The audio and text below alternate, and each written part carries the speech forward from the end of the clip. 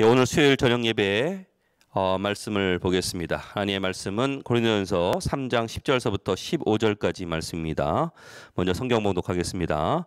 내게 주신 하나님의 은혜를 따라 내가 지혜로운 건축자와 같이 터를 닦아두매 다른 이가 그 위에 세우나 그러나 각각 어떻게 그 위에 세울까를 조심할지니라.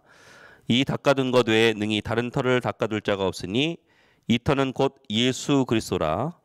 만일 누구든지 금이나 은이나 보석이나 나무나 풀이나 지푸로 이 터 위에 세우면 각 사람의 공적이 나타날 터인데 그날이 이 공적을 밝히리니 이는 불로 나타내고 그 불이 각 사람의 공적이 어떠한 것을 시험할 것임이라.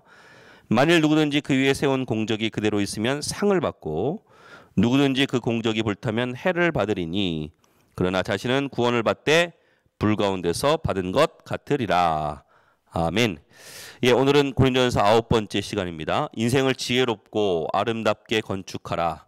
인생을 지혜롭고 아름답게 건축하라라는 제목으로 말씀을 전하도록 하겠습니다. 요새 그 TV 프로그램 중에서 구해줘움즈라는 TV 프로그램이 있습니다. 이 돌아다니면서 집을 구하는 프로그램인데 제가 이 프로그램을 보면서 느끼는 것이 참 이 땅에 아름다운 건물이 많다라는 것을 느꼈습니다. 그리고 그와 동시에 우리의 인생이 이 건물을 짓는 것하고 비슷한 것이 아닌가 그런 생각이 들었습니다. 오늘 본문의 말씀도 마찬가지입니다. 우리의 신앙이 이 건축하는 것과 비슷한데 지혜롭게 건축하라는 것입니다. 그러면 어떻게 지혜롭게 건축할 수 있습니까? 오늘 두 가지로 살펴보겠습니다. 첫 번째는요, 기초를 잘 닦아야 됩니다. 그래야 지혜롭게 건축하는 것입니다. 이 기초 터를 잘 닦아야 됩니다. 건물을 지을 때 보면요, 터를 닦는데 많은 시간이 걸립니다. 특별히 건물을 높이 지으려고 하면은 터를 깊게 파야 됩니다. 그러니까 터를 잘 닦으면요, 건물은 쉽게 올라갑니다. 근데 많은 사람들이 터 닦는 것은 중요하다라고 얘기하지만 실질적으로 터를 닦는 것을 좋아하는 사람은 별로 없는 것 같습니다. 왜냐하면 티가 나지 않기 때문에 그렇습니다. 그러나 사도 바울은요, 터 닦는 일이 얼마나 중요한 것인지 우리에게 말씀해주고 있습니다. 우리가 신앙의 기초를 세울 때 우리의 터가 되는 것이 어디입니까? 오늘 11절의 말씀을 보시면 이렇게 나와 있습니다. 이 닦아둔 것 외에 능히 다른 터를 닦아둘 자가 없으니 이 터는 곧 예수 그리스도라 이렇게 나와 있어요. 그러니까 예수님 위에 세워져야 된다는 것입니다. 예수님 위에 세워지지 않으면 무너진다는 것입니다. 그러니까 예수님 위에 세워졌다는 것은 무엇이죠? 예수 그리스도의 십자가, 구원의 능력입니다. 그러니까 신앙이라는 것은 예수 그리스도의 십자가 위에 세워져야 되고 또 하나님의 말씀의 터 위에 세워져야 됩니다. 그러므로 이 악한 마귀는요, 2000년서부터 지금까지 계속해서 예수 그리스도의 십자가를 공격합니다.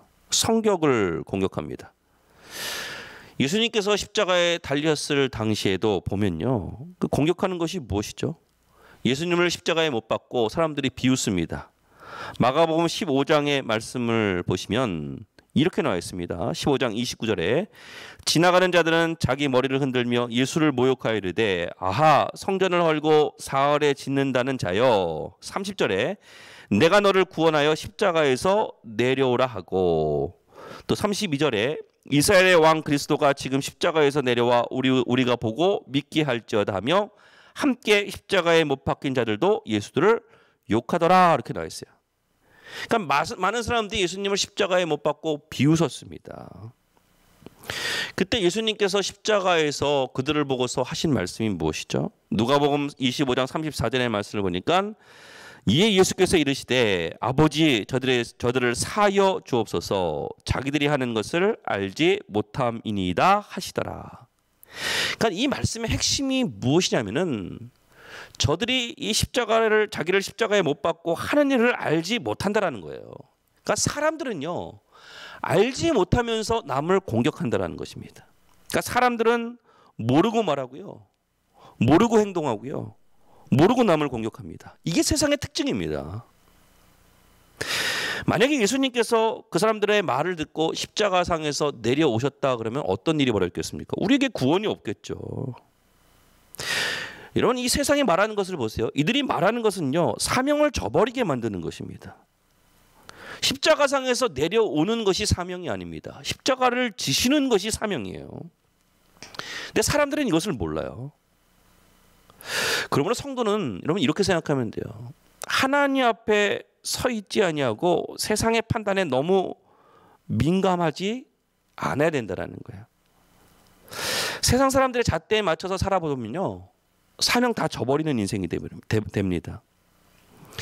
여러분, 사탄은요 항상 우리를 시험할 때, 예수님을 시험했을 때와 비슷하게 우리를 시험합니다. 예수님을 시험했을 때 당신을 한번 볼까요? 뭐라고 얘기하죠?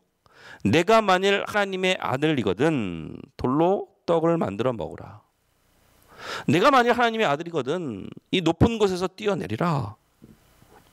그러니까 말하는 뉘앙스가 뭐냐면, 이것을 해야 네가 하나님의 아들이라, 이렇게 증명하라고 얘기합니다. 여러분, 세상이 지금 이 시대의 교회에 말하는 것하고 비슷하지 않습니까? 네가 성도면 이렇게 해야 되지 않겠냐. 요 사이에 이 코로나19로 인해 가지고 교회 이미지에 대해서 여러 가지 걱정하시는 분들이 많이 있습니다. 근데 여러분, 성도는요 세상이 말하는 것을 쫓아가는 것이 아닙니다. 세상에 너무 민감하게 반응하는 것이 교회가 아니에요. 교회는요 세상이 말하는 것을 쫓아가는 것이 아니라 하나님의 말씀을 쫓아가는 것이에요. 교회가 언제 이미지로 승부를 받습니까? 교회는 이미지가 아니라 십자가의 능력으로 세상을 변화시키는 겁니다. 세상은 알지 못하면서도 지금도 우리에게 얘기해요. 예수님에게 얘기했던 것처럼 십자가상에서 내려오라, 우리를 조롱합니다. 여러분 기억해야 돼요. 십자가에서 내려오는 것이 우리의 사명이 아니라 십자가를 지는 것이 우리의 사명입니다. 성경에 대한 공격도 2000년 내내 있었습니다. 그럼에도 불구하고 하나님의 말씀은 흔들리지 않았습니다. 여러분, 터가 무너지면 모든 것이 무너집니다. 하나님의 말씀이 무너지면요 모든 것이 다 무너집니다. 많은 사람들은 성경 말씀을 읽을 때 내가 이해해야 된다고 생각합니다. 내가 이해해야 믿는다라고 이야기하는 사람들이 있어요. 이거 다 주관주의입니다. 또 어떤 사람들은 내 직관, 내 느낌이 중요하다라고 이야기하시는 분들이 있습니다. 신비주의예요. 또 어떤 사람은 내 판단이 중요하다라고 얘기합니다. 이성주의예요. 그러니까 성경보다 내 직관, 내 느낌, 내 이해, 내 판단이 중요하다라고 이야기합니다. 여러분 그렇게 생각하십니까? 아니에요. 하나님의 말씀은 그 말씀 그대로 하나님의 말씀입니다. 루 윌리스라는 사람이 1880년에 이 성경이 엉터리임을 증명하기 위해서 성경을 읽기 시작했습니다. 근데 성경을 읽다가 무엇을 깨달았느냐? 오히려 자기가 자기 자신이 엉터리임을 깨달았습니다. 그래서 깨닫고 만든 책이 배너입니다. 우리 반석교 성도님, 우리의 기초는 예수 그리스도의 십자가와 하나님의 말씀임을 기억하시고 항상 그 위에 우리의 인생을 건축하는 우리 성도님들 되시기를 주님으로 축원합니다. 두 번째는 우리가 아름답게 건축하기 위해서는 좋은 재료로 지어야 된다는 거예요. 오늘 12절의 말씀을 보시면 이렇게 나와 있습니다.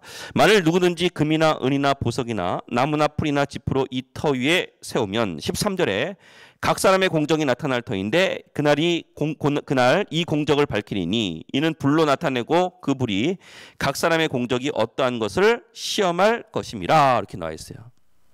여기 보니까요 다 타면 아무것도 아닙니다. 다 타면 간단히 얘기하면은 뭐 나무나 풀이나 이런 거 다 불타 없어집니다. 이 얘기는 내 공로, 내 능력을 가지고 내 노력을 가지고 나간다면은 다 없어진다라는 거예요. 우리의 터가 예수 그리스도의 십자가 아닙니까?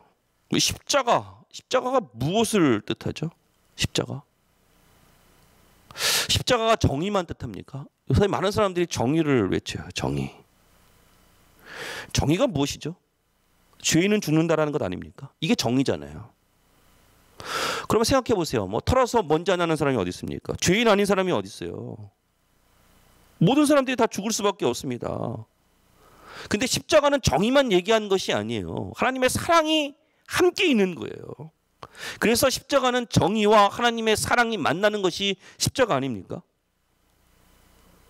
그럼 하나님의 사랑이 무엇이죠? 죄인을 용서해 주시는 것, 관용해 주시는 것. 지금 이 시대가 많은 사람들이 정의를 외치지만 용서함이 없습니다. 관용함이 없습니다. 사랑이 없습니다. 사랑. 좋은 재료로 지어야 된다는 것은 무엇이죠? 사랑해야 된다는 거예요. 희생하라는 거예요. 관용하라는 거예요. 용서하라는 거예요. 저는 사랑에 대해서 이렇게 이야기하고 싶습니다. 사랑이 무엇이죠? 사랑. 용서는 무엇이고? 사랑은요, 이렇게 정의할 수 있어요. 더 이상 할 말이 없게 만드는 것은요, 사랑이 아니에요. 그건 정죄예요. 그럼 사랑은 무엇이냐? 그 사람으로 하여금 할 말이 있게 만드는 것이에요. 요한복음 8장에 보면은 현장에서 간음하다가 잡힌 여자가 잡혀왔습니다. 많은 사람들이 묻죠. 모세의 율법에 의하면 이 여자 돌로 쳐야 됩니다. 돌로 쳐서 죽여야 됩니다. 어떻게 해야 될까요? 예수님께서 말씀하시죠.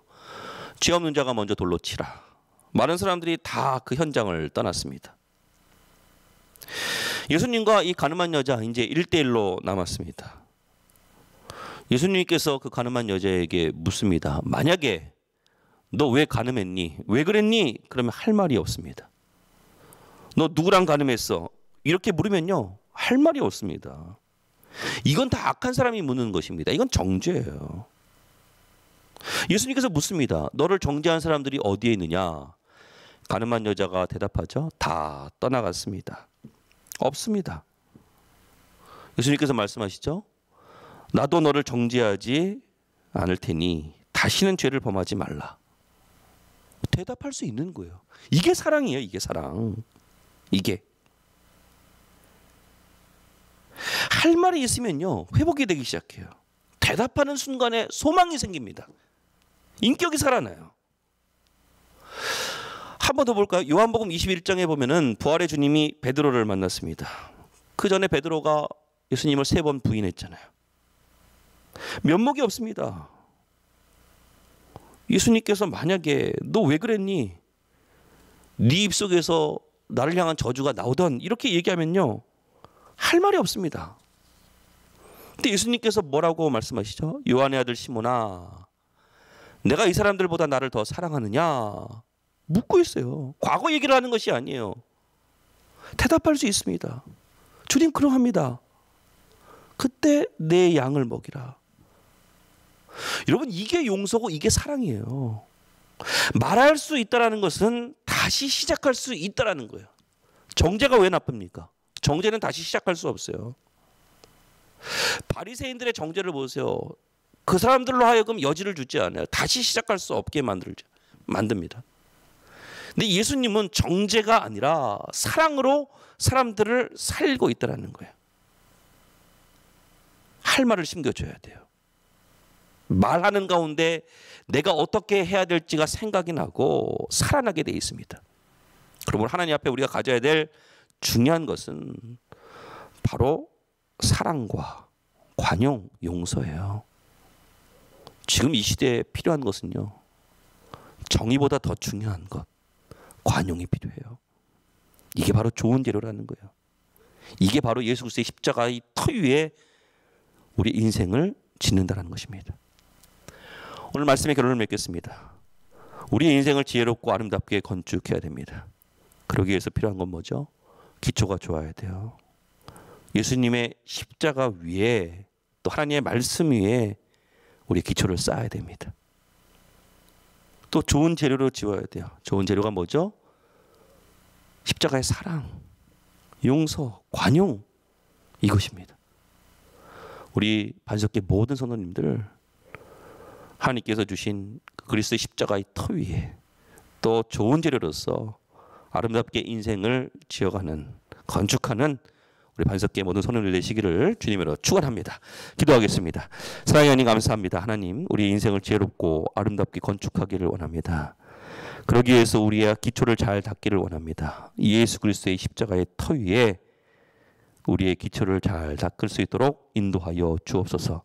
좋은 재료로 짓기를 원합니다. 하나님, 그리스도의 십자가의 사랑을 가지고 또 용서함과 관용함을 가지고 저희들이 아름답게 건축할 수 있도록 우리의 인생을 아름답게 건축할 수 있도록 인도하여 주시옵소서. 예수님의 이름으로 기도하옵나이다. 아멘.